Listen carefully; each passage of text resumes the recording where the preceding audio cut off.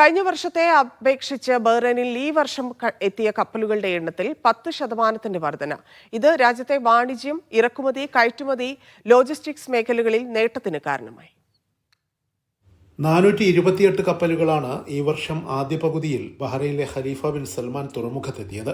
കഴിഞ്ഞ വർഷം ഇതേ കാലയളവിലെത്തിയത് 389 കപ്പലുകളായിരുന്നു.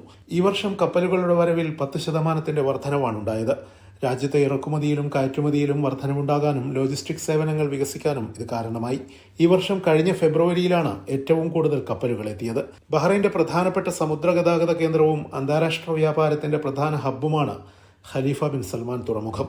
അത്യന്താധുനിക സൗകര്യങ്ങളുള്ള തുറമുഖം ഓരോ വർഷവും മികച്ച വളർച്ച കൈവരിക്കുന്നുണ്ട്. രാജ്യത്തിന്റെ സമ്പദ് വ്യവസ്ഥക്കും തുറമുഖം കൈവരിക്കുന്ന പുരോഗതി ഉണർവ് പകരുന്നു. Media 1 Bahrain.